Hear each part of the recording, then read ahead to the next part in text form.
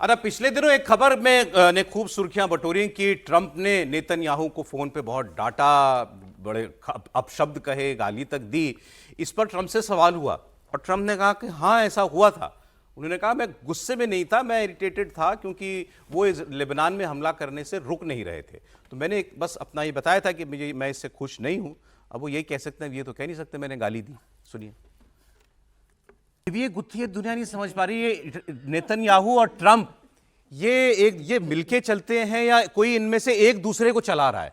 ये भी है, बार बार सवाल उठता है ना। जंग तो नेतन्याहू और ज्यादातर लोग ये मानते हैं कि नेतन्याहू ट्रंप को चला रहे हैं। वही मैं कह रहा हूँ, जंग तो नेतन्याहू के कहने पर शुरू हुई। त्रिपाठी जी नहीं, मुझे ऐसा नहीं लगता। ये दोनों बहुत शातिर, बहुत चतुर सुजान नेता हैं और यही वो है जिसको हम कहें, अगर बहुत लोगों के समझ में जो भारत में आसानी से आ जाएगी, ये डीप स्टेट का काम करने का तरीका है।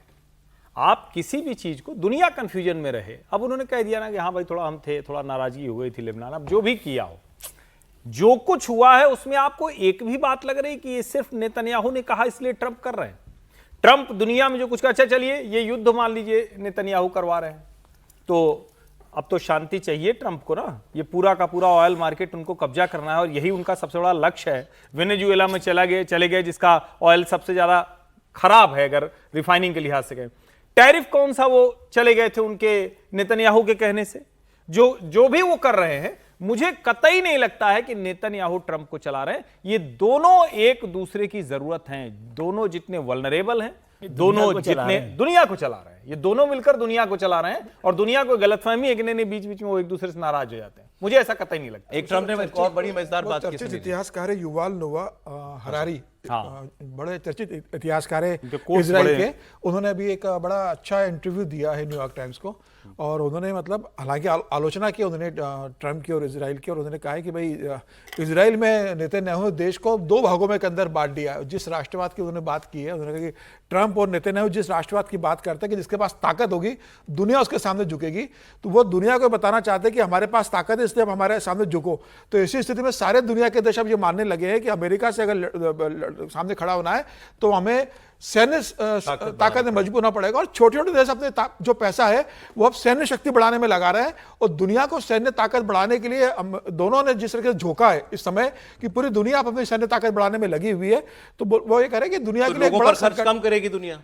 वही हो रहा है कि यही दुनिया विकास के ऊपर, ऊर्जा पे, बाकी चीजों पे खर्च करेगी। अब जनता, दुनिया के छोटे देश और बाकी देश अपनी ताकत बढ़ाने के लिए पैसा खर्च करेंगे। और ट्रंप की सुना दूं आपको छोटी सी, वो सुन उसके बाद में आता हूं।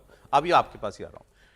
मुश्तबा खमेनी को लेकर ट्रंप ने कहा कि हाँ वो जिंदा है और उन्होंने कहा कि he is very well respected there, उनकी वहां बड़ी इज्जत है, तभी तुमने उनकी पहले पिताजी को मारा, फिर इनको मारने की कोशिश की, ये भी छोड़ दीजिए।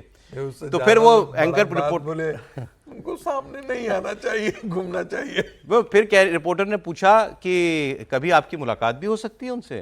कह रहे हैं ये नहीं, it is a very new thought, interesting thought, why not, कभी फ्यूचर में हो सकता है भाई उनसे मुलाकात भी हो। जिसको मारने की कोशिश तुमने की वो बच गया आदमी, अलग बात है। उसके साथ कह रहे हैं कि हाँ ट्रंप, मुझे कोई प्रॉब्लम नहीं है उनसे मिलने। सर बचा भी कैसा अंग पता नहीं किस शेप में है, ये भी नहीं पता अभी दुनिया को। सुनिए सर, वो बहुत इज्जत है उनकी और ट्रंप साहब मिलना चाहते हैं मुश्तबा खमेनी से। ट्रंप साहब को यदि पता लगे ना, ट्रंप साहब तो नहीं, ट्रंप साहब को पता लगेगा तो ऐसा तो है नहीं कि नेतन्याहू साहब को सूचित नहीं करेंगे।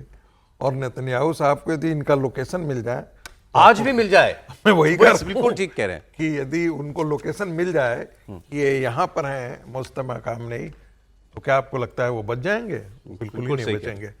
दूसरी बात, जो ट्रंप ने एक बात तो कहा ना, नाटो को कहा ना कि अपना एक्सपेंडिचर करो तुम, हम तुम्हारा खर्चा क्यों वहन करेंगे। जर्मनी को कहा उन्होंने, और जर्मनी से उन्होंने अपनी फोर्सेस बुला ली, 4000 फोर्सेस उन्होंने बुला लिया।